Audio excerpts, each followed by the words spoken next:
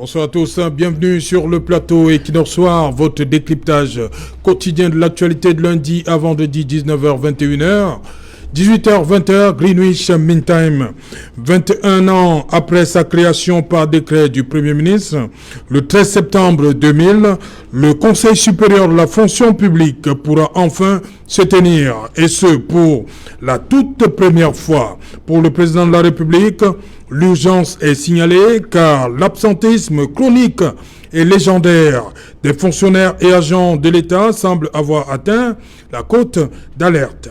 Pour tous ces fonctionnaires et agents de l'État qui ne travaillaient que quelques jours par mois, ou encore pour ces autres affectés dans les zones reculées ou dans des villes secondaires et qui ont choisi de ne pas résider dans leur localité d'affectation, dans un document en circulation dans les réseaux sociaux, l'on peut pleinement voir la volonté du chef de l'État à sanctionner les fonctionnaires indisciplinés. Instruction est également donnée aux ministres compétents ainsi qu'aux autorités administratives de veiller à la remontée systématique des informations relatives au cas d'absence répétée des agents publics de leur poste de travail. Alors que le Conseil supérieur de la fonction publique est consulté sur toutes les questions d'ordre général concernant la fonction publique de l'État, et en tant qu'organe supérieur de recours en matière de discipline, le chef de l'État a cru bon de demander sa tenue dans l'urgence avec pour thématique principale l'absentéisme chronique des fonctionnaires et agents de l'État. Madame, Monsieur, tout à l'heure à 20h, c'est la grande édition d'information présentée par Cédric Noufelet. Quant à moi, je vous retrouve après pour Equinox Soir. Deuxième partie, ce sera le temps du débrief.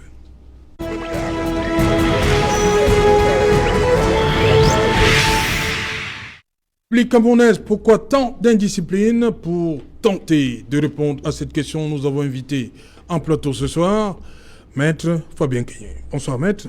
Bonsoir Serge Alain, bonsoir cher docteur aux compétences avérées.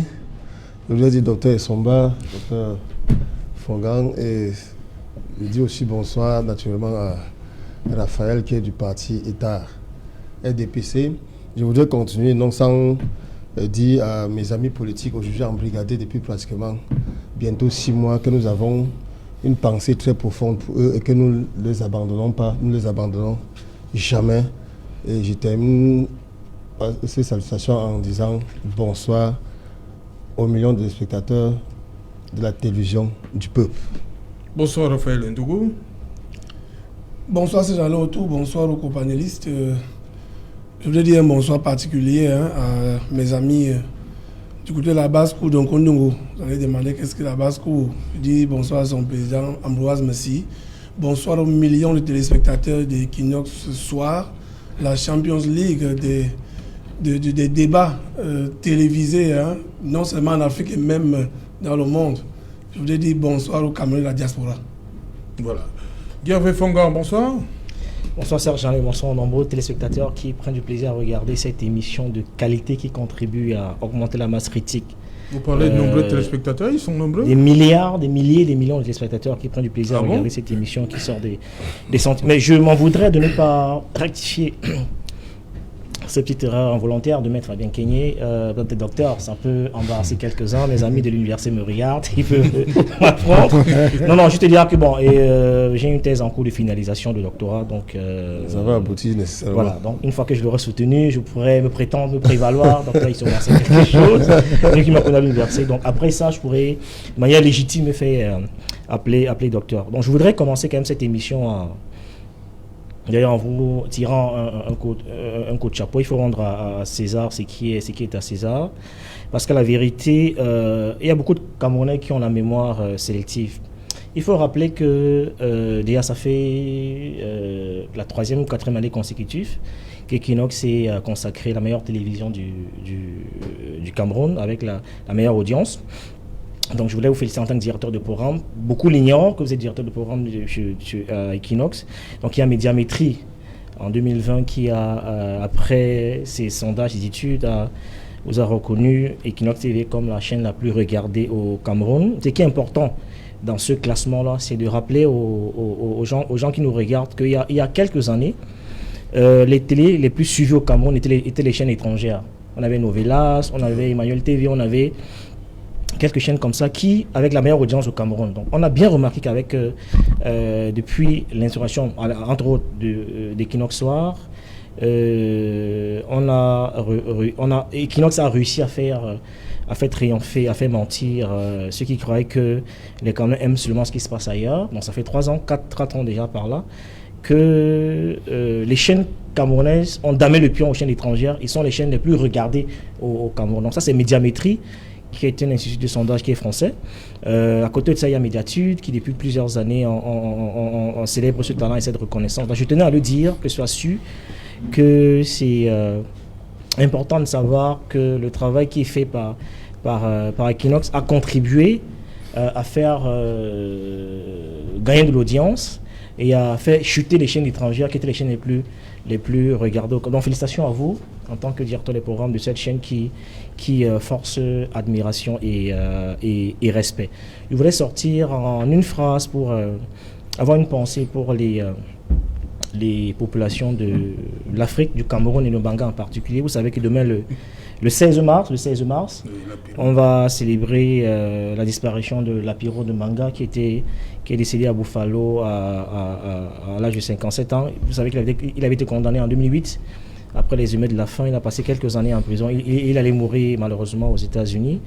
Je suis de ceux qui militent pour un hommage national à Lapiro de Banga, non seulement pour l'immensité de son œuvre, mais surtout pour son engagement et son militantisme à travers ses chansons. Donc demain, on va célébrer les 7 ans de sa disparition.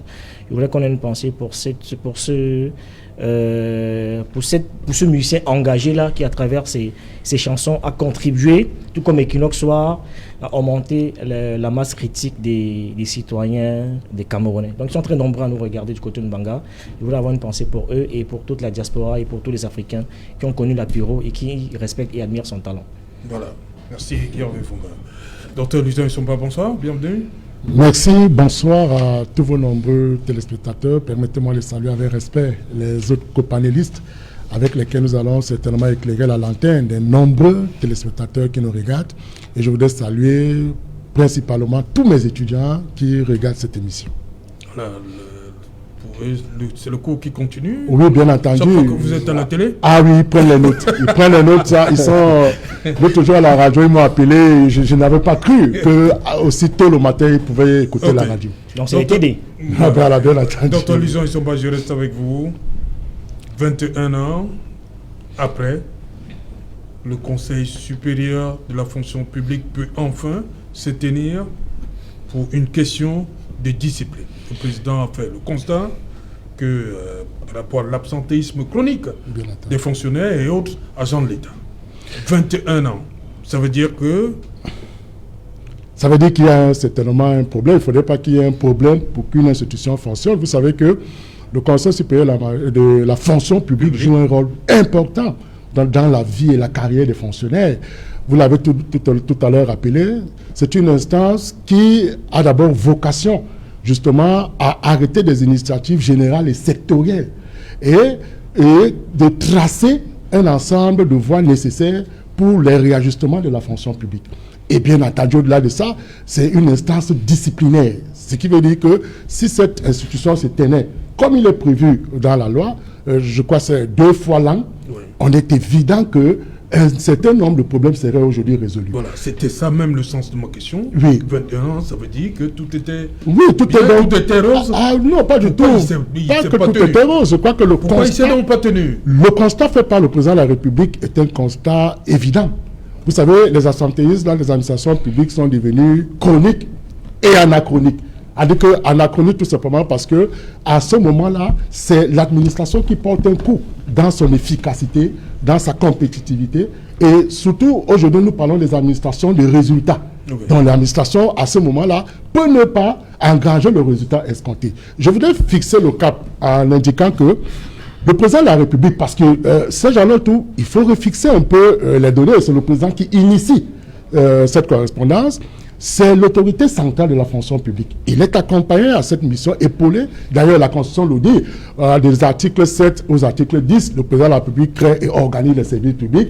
Il nomme aux emplois civils et militaires, il nomme le gouvernement, il peut déléguer ses fonctions. Donc, vous voyez que c'est la haute autorité de la fonction publique. Et bien entendu, dans cette mission, il est épaulé par ce qu'on appellerait une gestion déléguée au Premier ministre, qui lui aussi est une autorité importante de la fonction publique, parce qu'après le président de la République, c'est le Premier ministre, parce qu'il agit au même titre que le président de la République par décret. Et l'article 12 alinéa 3 lui confère le pouvoir de nommer aux emplois civils, sous réserve des prérogatives reconnues au président de la République. Et l'article 12 alinéa 4 lui dit, le Premier ministre gère tous les services publics administratifs pour accompagner justement le fonctionnement de l'État. Maintenant, le ministre de la fonction publique et de la réforme administrative, lui aussi joue un rôle capital dans la carrière des fonctionnaires.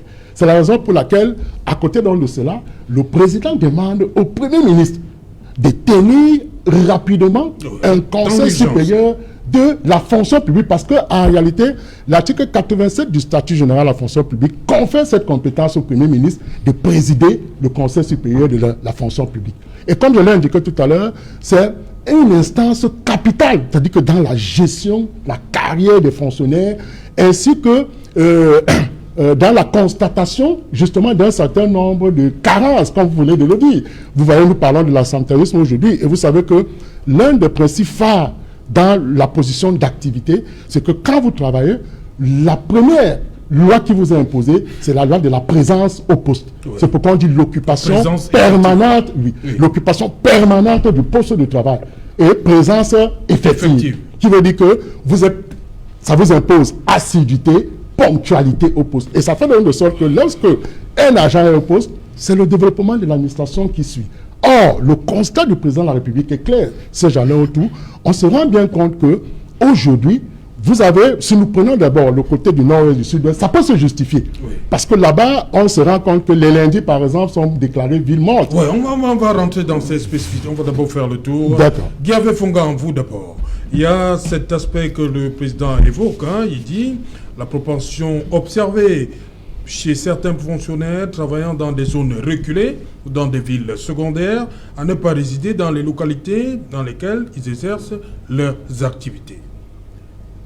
Ceux-là qui peut-être sont affectés dans des zones reculées, mais choisissent de vivre dans des villes, Yaoundé, Douala, mais sont affectés dans des villes, on va dire, à la périphérie des grandes villes.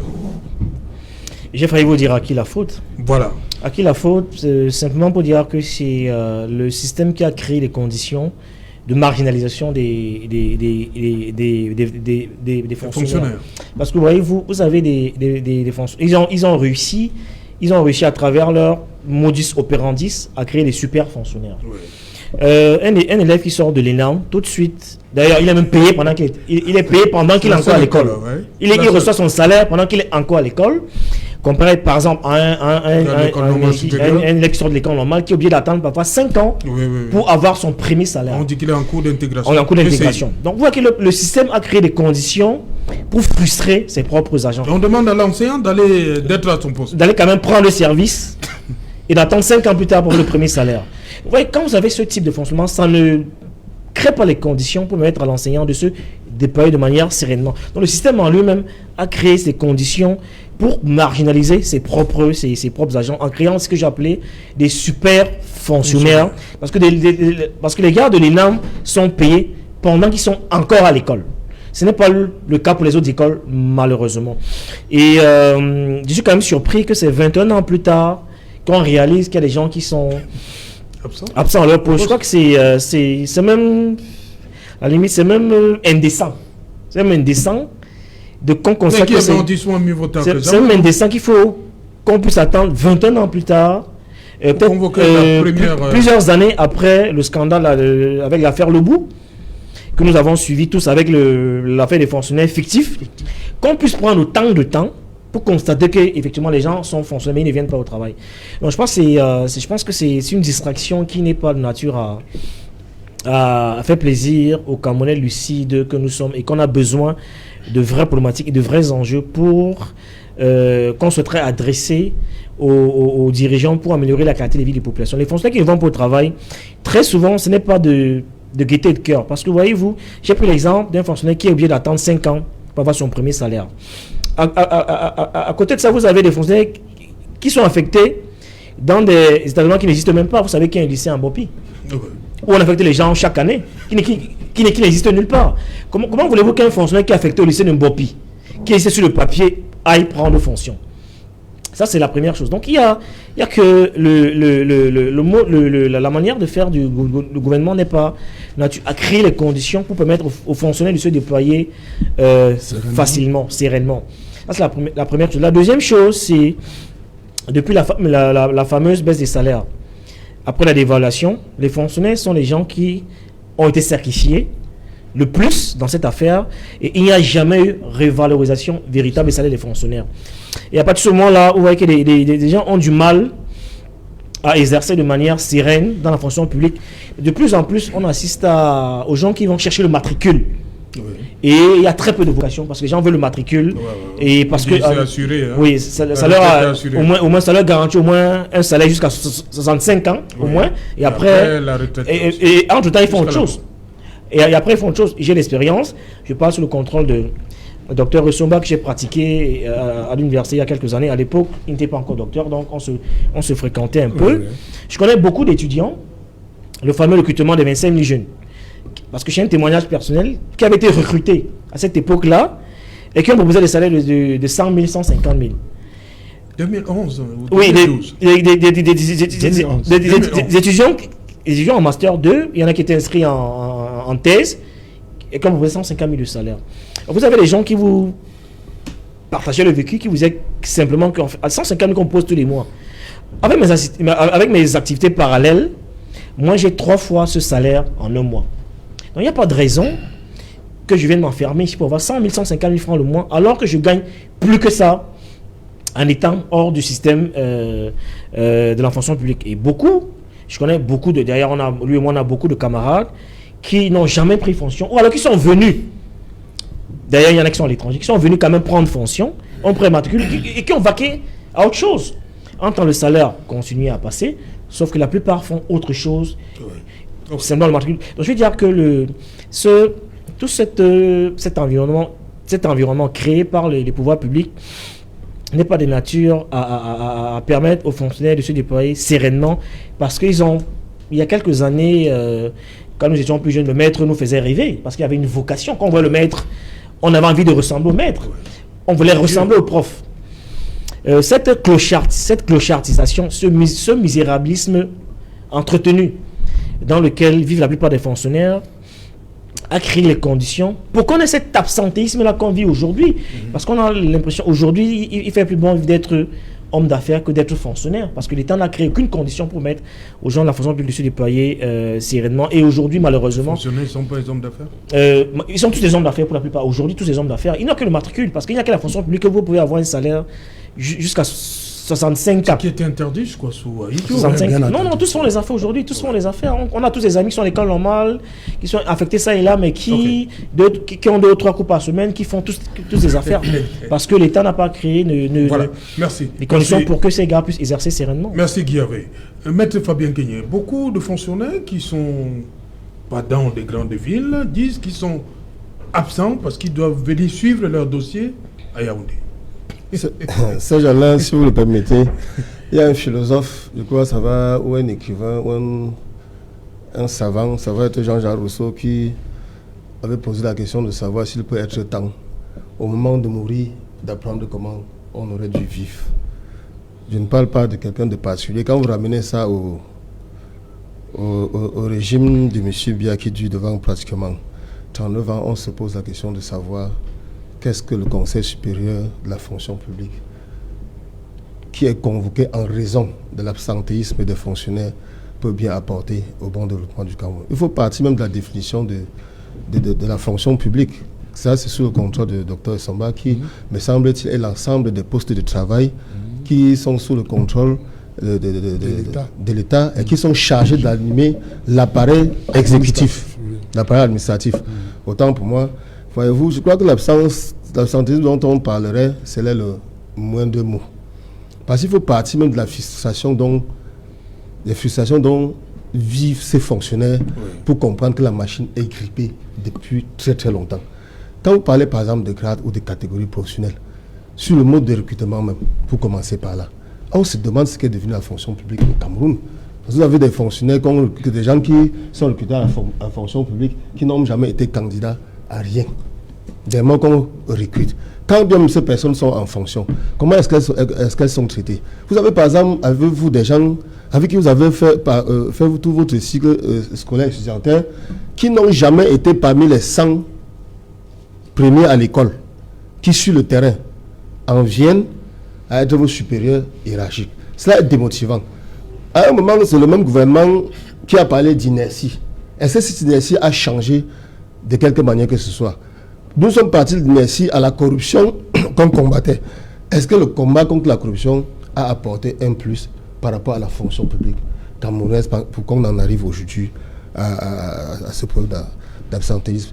Le problème, c'est qu'il faut véritablement repenser cet appareil qu'est la fonction publique. Donc, on a même préconisé carrément la suppression de l'ENAM. Lorsque nous étions, je crois, à l'école primaire ou un tout petit peu, nos enseignants étaient suffisamment respectés. Je crois que c'est les premières personnes qui vont se permettre le luxe de s'acheter des véhicules. Aujourd'hui, quand on entre dans la fonction publique, ce n'est plus pour le sacerdoce, c'est pour se mettre plein les poches. Moins de fonctionnaires aujourd'hui de la vocation. Sur le mode de recrutement, même, il y a des critères. Par exemple, lorsque moi je parle peut-être en tant que juge, vous avez été peut-être condamné, ou lorsque vous êtes de mauvaise moralité. Mais vous ne pouvez pas être fonctionnaire de la République du Cameroun. Qu'en est-il aujourd'hui? Cette fonction aujourd'hui est gouvernée par le clientélisme, les réseaux et tout et tout. Lorsqu'on ne peut répondre qu'à un réseau, vous allez attendre un rendement du fonctionnaire camerounais. Et voyez-vous, Saint-Jalin, en ce qui concerne par exemple les droits des fonctionnaires, il leur dit qu'ils sont libres sur les droits civiques et politiques d'adhérer à quelque parti que ce soit, n'est-ce pas? Et sur le plan pratique, il suffirait que vous soyez d'un parti d'opposition pour qu'on vous renvoie au fond de la République, affectation disciplinaire, comme une sanction, alors que le principe aurait été de développer tous les contrôles de la République pour que tout fonctionnaire puisse y être affecté. L'État, en fait, même celui qui est le principal mal, ou la gouvernance, c'est lui qui est le principal problème en ce qui concerne le dysfonctionnement dans la fonction publique. Justement, d'où ce Conseil supérieur de la magistrature et de la fonction publique. On a 21 ans après, pour apporter quoi? Pour résoudre ces problèmes. Voyez-vous, vous avez vraiment des acteurs d'une situation qui pourrit, qui après vous disent qu'il faut... Maître Kenyé, est-ce que le président fait mal de convoquer ce conseil? Je suis en train de vous étaler là son inaptitude ou son incapacité aujourd'hui à apporter quelques solutions que ce soit pour dégripper cette machine. C'est pas après 39 ans quand même d'inertie qu'il a déclaré, mais c'est pas après 39 ans d'enrichissement illimité des fonctionnaires. Mais peut-être toléré par cette présidente-là comme pour apporter quoi que ce soit. Peut-être parce qu'on veut arrêter tout ça. Non, c'est là que plus possible aujourd'hui. Comment c'est plus possible? Le mal est dans le fruit. Je vous ai dit, je l'ai souvent martelé sur ce plateau, qu'on ne peut pas refonder la gouvernance au Cameroun, ça extirper de notre système politique ou notre système gouvernant le cancer qu'est le RDPC. Il faut se le dire. Parce que le RDPC a réussi le pari de se confondre à l'État. Aujourd'hui, lorsque vous êtes fonctionnaire aujourd'hui, vous pensez automatiquement que vous devez être du RDPC, ce qui n'est pas le cas. Or, le fonctionnaire, lorsqu'il est recruté, c'est pour servir le citoyen que nous sommes. Il est au service de l'État et non au service de quelque parti que ce soit. Voilà. Raphaël Ndougou, le président, dit également que des personnes qui travaillent quelques jours seulement par mois, mais ces personnes se retrouvent à la fin du mois, ils vont prendre ce qui se retrouve devant les guichets, ils s'alignent comme tout le monde. Est-ce qu'il y a une satisfaction à prendre un tel salaire alors qu'on n'a travaillé que quelques jours seulement? Je voudrais d'abord dire que mieux vaut tard que jamais. Oui. Première chose. Deuxième chose, c'est déplorable que ce soit le président de la République qui soit en train de demander au Premier ministre, qui je pense est le président de ce conseil, docteur. Bien entendu. Très bien. 21 ans après, on a eu à peu près 4 premiers ministres qui auraient dû, donc, justement, convoquer ce conseil-là. Donc, c'est dommage que ce soit le président, mais c'est pour ça que j'ai commencé par dire mieux vaut tard que jamais. Parce que tout ce que les uns et les autres ont évoqué ici comme problème... Raphaël Ndogo, une minute, hein, vous allez continuer. Je crois qu'il y a le Premier ministre Ephraim Inoni, en 2006, qui avait essayé de faire un peu la chasse aux fonctionnaires et demander qu'on ferme les différents portails à 7h30. Et bon, après lui, il y a eu Philémon Yan, et on connaît la suite. Allez-y. Sur ce point bien précis, ces gens-là autour, rassurez-vous, je l'ai toujours dit ici, tant que le président de la République ne donne pas des pleins pouvoirs au Premier ministre, capable de révoquer un ministre incompétent, capable de proposer des sanctions à ces fonctionnaires-là, on va simplement marquer le pas sur place. Parce que justement, M. Noni Ephraim, aujourd'hui, il est là où il est. Il arrivait dans son bureau à 7h du matin et allait toquer sur les portes des ministres qui même n'étaient pas là. Voilà. M. Yang l'a essayé et vous avez vu comment ça a fait comme le feu de paille. Parce qu'en réalité, les gens ont leur posture et ils ont leur réseau. C'est ça qui fait en sorte qu'on demande au Premier ministre de baisser le volume. Mais moi, je voudrais vous dire qu'il y a trop de problèmes à la fonction publique. C'est-à-dire qu'on peut même laisser nos casquettes politiques à côté pour dire simplement que si nous voulons le développement de notre pays, il faut toiletter la fonction publique. Il faut essayer de résoudre les problèmes qui existent à la fonction publique. Qu'on soit de tel ou tel parti, je vous assure que quand vous êtes jeune fonctionnaire, vous êtes enseignant, vous êtes affecté à l'école publique de Motomba, juste dans mon village là-bas à Sié. Vous avez donc un fonctionnaire qui arrive, qui vient d'être recruté à la fonction publique, qui n'a ni salaire, ni rien.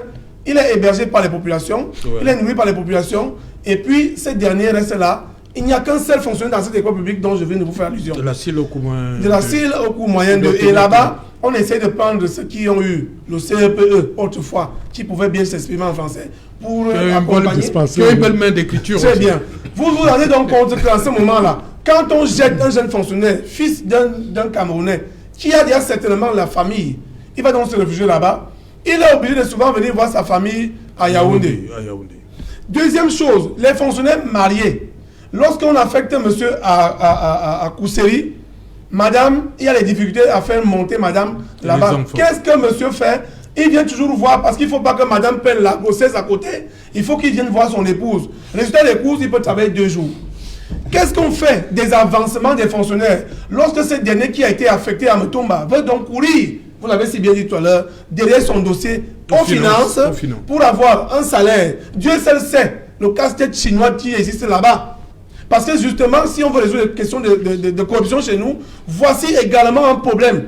Celui de la gestion des affaires, des avancements et autres. À ce niveau-là, le fonctionnaire qui est en face de vous, vous dit, qu'est-ce qu'on va faire? Donnez-moi d'abord 20% de votre rappel. Quand le fonctionnaire s'en va à la retraite, lui qui avait déposé régulièrement son dossier, d'autres ne touchent même pas à 100 francs de leur pension retraite. Vous voyez qu'une fonction publique tellement lourde et crispée comme ça, là, il faut la décrisper. C'est pour ça que je vous ai dit, 21 ans après, mieux vaut tard que jamais.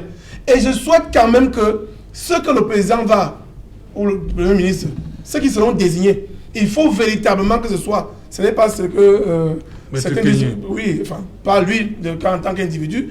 On dit souvent, on appelle souvent ça quoi? Le code électoral consensuel, qu'il faut qu'on convoque tout le monde. Il faut véritablement un conseil consensuel, qu'on prenne les juristes et les enseignants et tout le monde, que les gens s'asseyent pour dire comment on fait pour éviter ce chaos. Moi, je ne voulais pas rentrer sur ce que Guy avait déjà dit concernant les dames. Parce que justement, qu'est-ce que le fonctionnaire, si vous voulez, l'étudiant qui est à l'école normale, qu'est-ce qu'il fait? Les NAM et la douane. Les NAM, les super fonctionnaires, ils sont payés pour s'habiller en costume comme nous sommes là maintenant. Pendant que ceux de l'ENS n'ont même pas un radis, pendant que ceux du CUS n'ont même pas un radis, il y a un problème.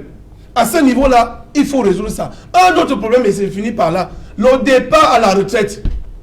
Comment on fait? Vous avez suivi à un moment là, il y a peut-être 2 ou 3 ans, où le délégué général de la Sécurité nationale avait proposé au président de la République d'harmoniser le départ à la retraite. Là-bas, il n'y a plus de problème. À la fonction publique, certains vont à 50 ans, d'autres vont à 65 ans, d'autres vont à 60 ans. Il faut trouver des solutions à tout cela.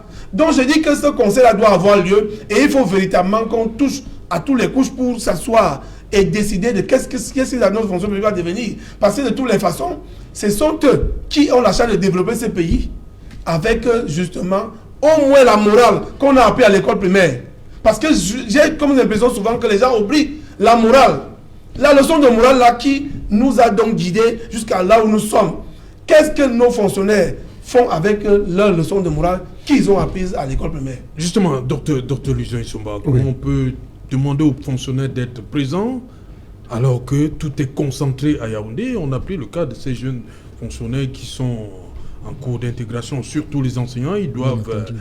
on a affecté dans des coins très loin de la capitale où ils ont fait l'école normale, on les envoie à des coins reculés, mais à un moment, ils sont obligés de venir bousculer, comme on dit, au niveau des finances. Ils sont obligés d'être absents au poste. Bien Comment entendu. on résout ce problème? Bien entendu, alors que tout est centralisé à Yaoundé. C'est ce centralisme à outrance qui fait justement, qui est problématique. Vous voyez, nous sommes dans un système de la fonction publique fermée. Parce qu'il y a deux systèmes, la fonction publique ouverte et la fonction publique fermée. Et le Cameroun a opté prioritairement pour la fonction publique fermée, c'est-à-dire que dès lors que vous êtes recruté, vous sortez de la fonction publique avec l'âge de départ à la retraite. C'est-à-dire que est assuré votre profil, la carrière, vous avez les droits à la rémunération, ainsi de suite. Or, on se rend bien compte qu'à côté de ce côté qui marque la sécurité du fonctionnaire, il y a beaucoup d'entraves sur le terrain que nous observons. Je voudrais convoquer ici la sortie du ministre délégué à la Défense lorsqu'il constatait que la hiérarchie qui gère les primes, par exemple, des militaires, ne leur restitue pas cette prime. Ça peut donc créer l'indiscipline. Ça peut créer des frustrations parce que vous ne pouvez pas vous imaginer, on vous dit la prime alimentaire c'est 3 000, on vous donne 1 000 francs. Vous voyez, ça frustre, c'est frustrant, ça fait de sorte que ça devient très compliqué dans les rapports d'abord entre la hiérarchie et les subalternes. Maintenant, autre chose, vous évoquez la situation de ces fonctionnaires. Et effectivement, c'est ce que l'on vit sur le terrain, c'est-à-dire que les retards des droits à l'avancement. Vous voyez, c'est précisé que 2 ans après, vous devez avancer. Or, on constate que sur le terrain, vous pouvez attendre 10 ans avant de subir le premier avancement. Donc, qu'est-ce qu'il faut faire? L'on ne peut aller que bousculer au siège de la décision. Donc, tout le monde est obligé de remonter vers la capitale politique, qu'est Yaoundé, pour essayer de bousculer les dossiers. Parce que je dois vous avouer que cette fonction publique est tellement lourde. C'est vrai que le paradoxe, c'est qu'elle est lourde, elle est corrompue, mais nous tous, on veut toujours y entrer. Et vous savez que l'autre élément intéressant, c'est qu'on a cru que ces problèmes allaient être réglés avec la mise en place du CJPES, c'est-à-dire du système informatique de la gestion intégrée du personnel de l'État et de la solde. Alors, on se rend bien compte que malgré l'institution de ces structures, les choses continuent toujours, prennent toujours comment dire, se cripsent toujours, et on a l'impression que en réalité, les fonctionnaires qui vont sur le terrain trouvent toutes ces difficultés-là. Parce que, imaginez-vous, on vous envoie à une ville comme Ngoro, très reculée. Vous faites, comme Raphaël le disait tout à l'heure, vous attendez 2 ans. Vous vivez comment? Et il y a des questions aujourd'hui, par exemple, du regroupement familial. Mais le juge a résolu ça dans l'affaire Bon-Jacqueline. Il estime que l'intérêt supérieur de l'État prime sur l'intérêt de la famille. Or, le droit précise qu'en réalité, le regroupement familial est important. Et Raphaël le disait tout à l'heure, quand vous en faites loin, vous laissez votre épouse toute seule. Attention, les effets justifs et jubilatifs viendront du voisin. Et ce sera très dangereux pour l'harmonie du couple. Et vous ne pouvez pas donner le mail de vous-même. Voilà. Donc, ça veut donc dire quoi? Que cette fonction publique mérite d'être pensée parce qu'elle est en agonie. Pensée, je l'évoque là avec A, et repenser avec eux. C'est-à-dire que nous devons réfléchir maintenant sur notre fonction publique parce que quand on parle aujourd'hui de l'administration des résultats, l'administration des résultats ne peut partir que de la présence au poste. Vous savez, dans l'affaire Ngonga à Lézard, le juge dit que les absences répétées non justifiées sont constitutives d'une faute grave. Ça veut donc dire qu'à partir de là, dès lors que vous commencez à être absent, peut-être 3 mois, on vous dit, vous vous exposez aux sanctions du premier groupe. C'est-à-dire que avertissement écrit et blâme avec inscription sur le dossier. Quand ça se poursuit, vous tombez dans les sanctions du deuxième groupe. C'est-à-dire que abaissement de quelques échelons et retard à l'avancement. Maintenant, quand ça commence à porter 6 mois, c'est-à-dire que vous n'êtes pas au poste, on commence déjà à y voir à un abandon de poste. Vous vous exposez là aux sanctions du troisième groupe. C'est-à-dire qu'abaissement de grade, abaissement de classe et même suspension temporaire. Et la dernière maintenant, c'est la dernière sanction, c'est lorsque vous avez abandonné totalement le poste et que l'absence est constatée après 6 mois, vous êtes avoué à la révocation.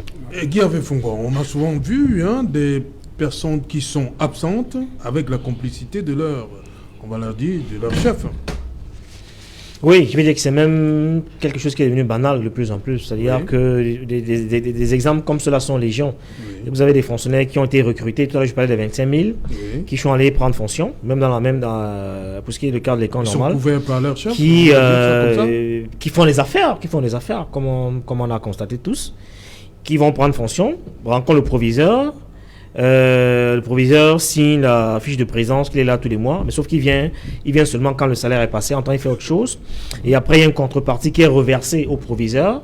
Il n'est quasiment jamais venu au lycée et tout le mois le salaire est viré, sauf le proviseur qui sait qu'il n'est pas là a une contrepartie dans le salaire qui est viré. La seule chose que le proviseur a fait, c'est de notifier qu'effectivement il est présent alors qu'il n'est jamais venu.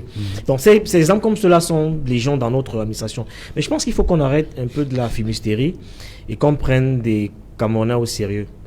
Parce que 21 ans plus tard, je pense qu'il y a des chantiers phares et des chantiers primordiaux sur lesquels le Conseil supérieur devrait se pencher. À mon sens, la première chose, quoi qu'on dise, il faut commencer par revaloriser le salaire des fonctionnaires. Le salaire a été divisé par 3. Je suis fils de fonctionnaire. Moi, j'ai connu... Vous avez vécu ça? J'ai vécu ça. Je suis passé de 3 repas par jour, 1 repas par jour. Donc, je suis passé par là. Le salaire a été divisé par 3. Donc, le premier chantier, à mon sens, devait commencer par revaloriser ce salaire des fonctionnaires-là. Ça va être le premier chantier. Depuis, il ne fallait pas qu'on attende 21 ans pour savoir que le salaire des fonctionnaires a été divisé par 3. Il faut qu'on gère, qu'on règle ça et qu'on c'est ça qui va les maintenir à leur poste. C'est un élément du dispositif. Deuxième élément du dispositif, pourquoi on est tant discipline, c'est qu'il faut qu'on harmonise le statut des fonctionnaires. Le système a réussi à créer des super fonctionnaires. Je vous ai dit tout à l'heure que vous avez des gens à l'ENAM qui sont payés pendant qu'ils sont encore à l'école et vous avez des fonctionnaires qui attendent 5 ans pour avoir le premier salaire. Dans un État organisé, ce n'est pas sérieux, ce n'est pas normal.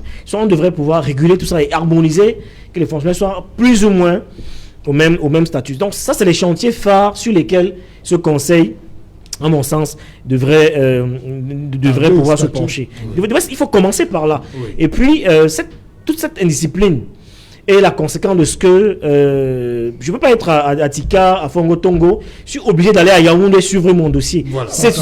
En 2021, c'est une incongruité inconcevable. C'est seulement parce que, comme la plupart des pays africains, le Cameroun a hérité du jacobinisme français, c'est-à-dire un État centralisateur qui contrôle tout et tout est centralisé au niveau de Yaoundé. Pour suivre le moindre dossier, on est obligé d'aller à Yaoundé. En 2021, ce n'est pas sérieux, ce n'est pas normal. Oui. Ces petits chantiers devraient être des chantiers sur lesquels ce Conseil devrait se pencher pour donner espoir aux fonctionnaires qu'un autre Camerounais voilà, possible. On va permettre aux autres de réagir avant le journal. Oui, Maître Fabien Gagné, pour vous, qu'est-ce qu'on doit inscrire? Pour vous, les chantiers prioritaires, c'est quoi? Pour ce Conseil qui s'annonce. À la vérité, parler d'absence même du fonctionnaire, c'est réduit à une portion congrue, je crois, aux frustrés de la fonction publique, aux enfants pauvres de la fonction publique. Parce que voyez-vous, lorsqu'on parle du statut du fonctionnaire, vous avez une certaine catégorie du personnel qui émerge dans le budget de l'État qui en sont exclus. Les magistrats n'en font pas partie. Les forces armées n'en font pas partie. La police et autres n'en font pas partie. Est-ce que vous savez pourquoi? Les douaniers n'en font pas partie. Ils ne sont pas concernés par cela. Pour la simple raison que ces personnes sont suffisamment rémunérées. Elles sont sur des postes rentiers. Il faut harmoniser. Suffisamment rentiers. Et cela, je suis d'accord avec Guy qui a dit qu'il faut harmoniser. Ce serait peut-être un début de justice sociale. Quand vous voyez, par exemple, vous parlez d'absence. Quand bien on aurait fait ces états, ce Conseil supérieur de la fonction publique, où allons-nous constater l'absence d'un enseignant qui a été affecté à l'extrême nord, dans un établissement qui n'existe pas? Voyez-vous, vous avez souvent montré des gens qui sont en plein soleil, sous la paille, dans des gens qui n'existent pas. L'ancien, je voudrais plaider pour eux, l'ancien est pratiquement aujourd'hui le plus... le délaissé de la fonction publique. C'est incroyable. On parle d'un lycée ici, où c'est le lycée de Bopi.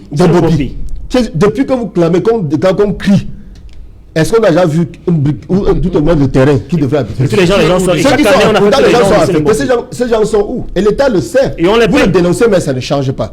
Donc l'État ne peut pas aujourd'hui venir brandir les conséquences de ses propres États alors qu'il en est responsable. Et c'est pour ça que je dis qu'on ne peut pas, au moment de mourir, de savoir, de chercher à savoir comment on aurait dû vivre. Ça, c'est une évidence. Voilà, Raphaël Ndogo, pour le conseil qui s'annonce. Hein, le président a dit dans l'urgence. Hein. Je dis il faut que le président nomme des personnes, même à la fois, même neutres. On peut prendre le maître Kanye, pourquoi pas. Je voudrais dire quand même. Une fonction de l'État. Je dois préciser, cette fonction n'appartient à personne, contrairement à ce que parfois les gens laissent même passer dans certaines tribunes. Il parle du conseil. Le conseil qui va arriver là. On peut nommer des personnes, des personnalités qui sont neutres. Je voudrais dire que l'État a même prévu un certain nombre de choses. Sauf que à Yaoundé, on a verrouillé pour justement continuer à s'enrichir pour c'est-à-dire derrière les autres fonctionnaires. C'est-à-dire le fonctionnaire prend de l'argent à son collègue sans état d'âme, sans avoir froid au dos. Il y a la mise en route lorsqu'on vous affecte. On vous enlève de Yaoundé pour vous envoyer en Goro. Il y a la mise en route, on vous payer le transport, vous et votre famille.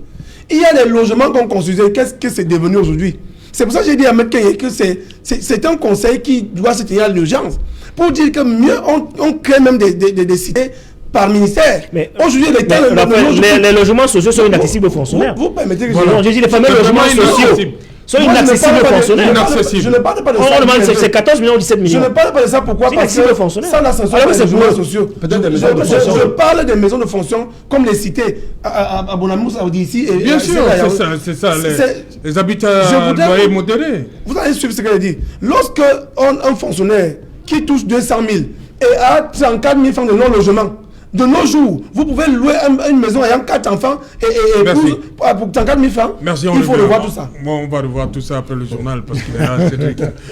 Bonsoir Cédric, au menu ce soir. Bonsoir Serge Alain, bonsoir aux invités. Ce soir, nous parlerons de ce scandale qui a éclaté au Canada et impliquant une famille camerounaise, une ressortissante camerounaise décédée dans des circonstances floues dans un hôpital alors qu'elle avait lancé un cri d'alerte sur des accusations de négligence médicale.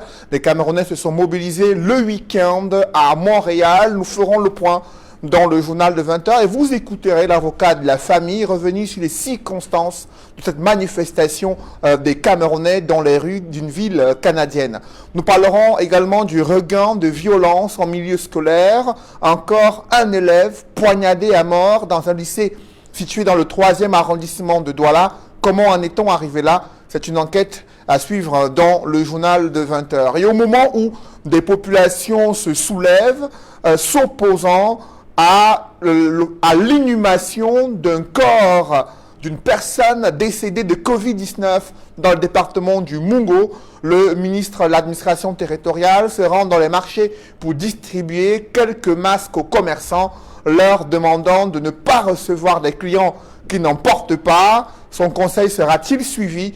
Nous en parlerons ce soir. Et dans la page internationale, nous ferons le point sur la campagne électorale au Congo-Brazzaville avec comme sujet, en plein cœur de ce débat de la campagne électorale, le développement agricole de ce pays qui dépend essentiellement des revenus du pétrole. Nous en parlerons dans quelques instants. Serge Alain. Voilà, développement de tous ces titres dont c'est dans le 20h de Cédric Nouvelet dans un instant, madame, monsieur. On va se retrouver après pour Equinox Soir, deuxième partie. Ce sera le temps du débrief, toujours en compagnie de nos invités. Tout de suite, une passe de pub et après, le 20h le plus attendu de la planète.